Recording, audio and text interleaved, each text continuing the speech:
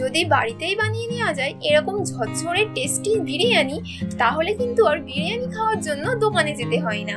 বাড়িতে থাকা উপকরণ দিয়েই আজ আমি আপনাদের সঙ্গে শেয়ার করব চিকেন বিরিয়ানি। তো দেখে নিন আজকের এই রেসিপিটি। আমি স্যারের পুচকু ম্যাডাম, আপনারা দেখছেন পুচকু ম্যাডামের রান্নাঘর। তো প্রথমেই আমি এখানে 1 কেজি বাসমতি রাইস নিয়েছি। রাইসটাকে 3 থেকে 4 বার জল পাল্টে পাল্টে ভালো করে ধুয়ে নেব। তবে একেবারেই খুব বেশি চেপে ধোবেন না, তাহলে কিন্তু রাইসগুলো ভেঙে যাওয়ার সম্ভাবনা থাকবে। 3 থেকে 4 বার ভালো করে ধোয়ার পরে রাইসের মধ্যে পরিমাণ মতো জল দিয়ে 1 ঘন্টার জন্য ভিজিয়ে রাখবো। আর রাইসের মধ্যে দিয়ে দেব একটা পাতিলেবুর রস। এই রসটা দেওয়ার কারণে বিরিয়ানির রাইসটা খুবই সফট হবে আর একটা রাইসও ভাঙবে না। ভালো করে একটু মিশিয়ে নিচ্ছি। এবারে চাপা দিয়ে 1 ঘন্টার জন্য আমি রেখে দিচ্ছি। আর একটা পাত্রের মধ্যে নিয়ে নিয়েছি 1 কেজি চিকেন। বিরিয়ানির চিকেন একটু বড় বড় পিস হলে বেশি ভালো লাগে, তো আপনারা চেষ্টা করবেন এরকম বড় পিস করে নেওয়ার। এবারে চিকেনটাকে ম্যারিনেট করে নেব। তার জন্য দিয়ে দিচ্ছি স্বাদ মতো নুন, 1 চামচ হলুদ গুঁড়ো, 1 চামচ লাল লঙ্কার গুঁড়ো, 1 চামচ জিরে গুঁড়ো আর 1 চামচ ধনে গুঁড়ো। আর রংটা ভালো আসার জন্য দিয়ে দিচ্ছি 1 চামচ কাশ্মীরি লঙ্কার গুঁড়ো। আর দিয়ে দিচ্ছি হাফ চামচ গরম মশলা। আর দিতে হবে 3 চামচ আদা বাটা আর 3 চামচ রসুন বাটা। সবশেষে দিয়ে দিচ্ছি 200 গ্রাম মতো ফেটিয়ে রাখা টক দই। আপনারা চেষ্টা করবেন এই টক দইটাকে একটু জল ছাড়িয়ে নেওয়ার। আর দিয়ে দেব 3 থেকে 4 চামচ সাদা তেল। সব উপকরণগুলো দেওয়ার পরে চিকেনের সঙ্গে ভালো করে মিশিয়ে নিচ্ছি। ভালো করে মেশানো হয়ে গেলে উপর দিয়ে একটু দিয়ে দেব ধনেপাতা আর পুদিনা পাতা। এগুলো দেওয়ার কারণে চিকেনের টেস্টটা কিন্তু খুবই ভালো আসবে। আবারও একটু ভালো করে মিশিয়ে নিতে হবে। এবারে চিকেনটাকে আধ ঘন্টার জন্য রেখে দেব।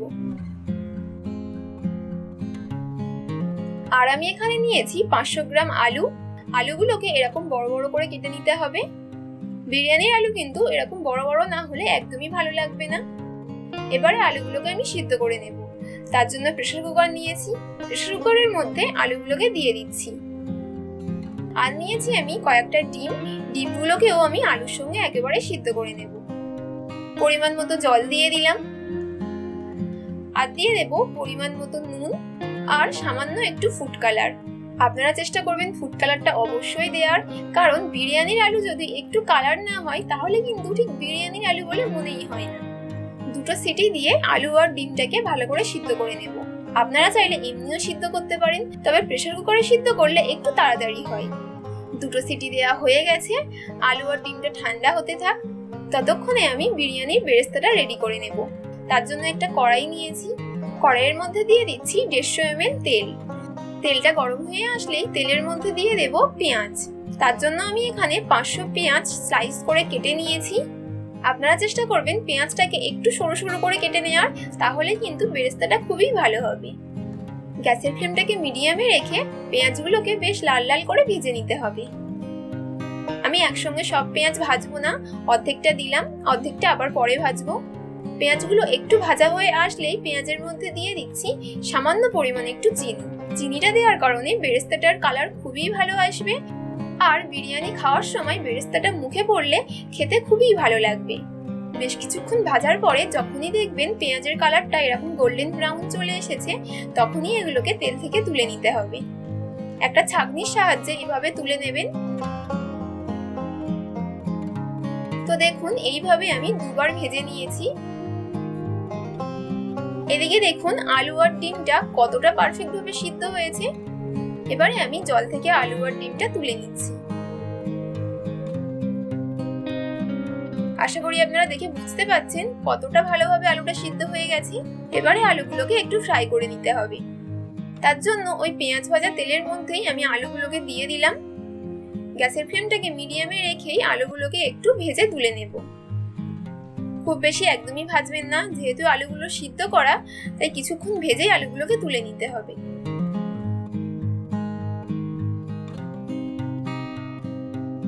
এবারে আমি এই তেলের মধ্যেই চিকেনটাকে কুক করে নেব।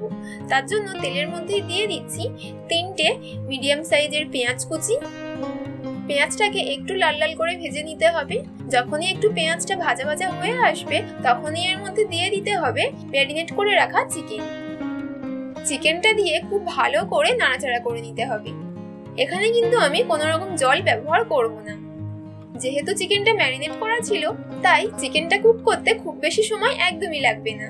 আর এখানে আপনাদেরকে একটা কথা বলে রাখছি, আপনারা দেখবেন দোকানের বিরিয়ানির চিকেনগুলো খুব একটা খেতে ভালো লাগে না, চিকেনের মধ্যে খুব একটা মশলাও ঢোকে না। তো সেই জন্য আমি চিকেনটাকে ভালো করে কষিয়ে নিচ্ছি। ভালো করে মেশানো হয়ে গেলে চাপা দিয়ে চিকেনটাকে কুক করে নিতে হবে।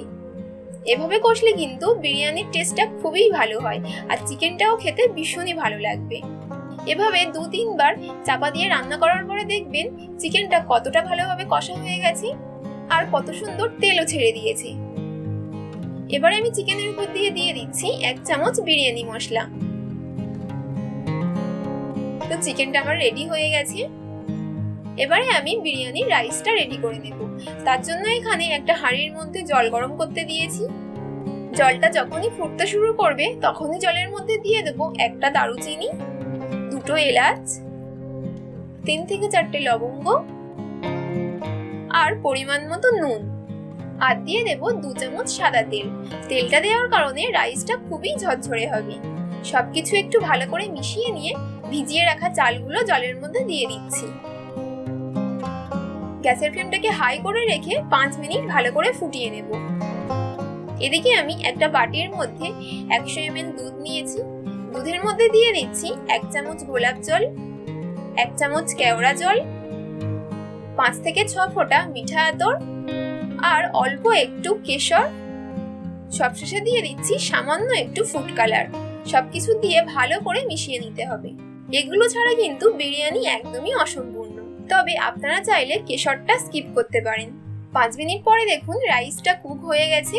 রাইসটা কিন্তু আমরা পুরোপুরি কুক একদমই করব না, 80% মতো কুক করতে হবে, কারণ বিরিয়ানি দমে দেওয়ার পরে রাইসটা আবারও কুক হবে। একটা রাইস হাতে নিয়ে একটু চাপ দিয়েই বুঝতে পারবেন যদি রাইসটা 2 টুকরো হয়ে যায়, এটা আপনাদের 80% মতো কুক হয়ে গেছে। এই অবস্থাতেই রাইসটাকে জল ঝরিয়ে নিতে হবে। আমি এখানে হাঁড়িতে বিরিয়ানিটা রেডি করব, তো হাঁড়ি নিয়েছি। হাঁড়িটা একটু গরম হয়ে গেলেই হাঁড়ির মধ্যে দিয়ে দিচ্ছি 3 থেকে 4 চামচ ঘি। ঘিটা মেল্ট হয়ে গেলেই ঘিয়ের মধ্যে দিয়ে দেব 2টো তেজপাতা আর কিছুটা গোটা গরম মশলা। যখনই দেখবেন খুব সুন্দর একটা গন্ধ বেরোচ্ছে, তখনই আপনাদেরকে গ্যাসের ফ্লেমটা অফ করে দিতে হবে। এবারে আমরা যে চিকেনটা রেডি করে রেখেছিলাম, সেই চিকেনের জুস আর তেল কিছুটা হাঁড়ির চারিদিকে ঠিক এইভাবে দিয়ে দিতে হবে আপনাদেরকে। একটু বেশি পরিমাণে দেওয়ার চেষ্টা করবেন, কারণ এই জুসটা দেওয়ার কারণে কিন্তু বিরিয়ানির হাঁড়ির নিচে একদমই লেগে যাবে না। কিছুটা জুস দেওয়ার পরে আমি কয়েক টুকরো চিকেনের পিসও দিয়ে দিলাম আর উপর দিয়ে কিছুটা রাইসও দিয়ে দিচ্ছি। এবার এর মধ্যে দিয়ে দিতে হবে ভেজে রাখা বেরেস্তা। আমি এখানে অর্ধেক বেরেস্তা দিলাম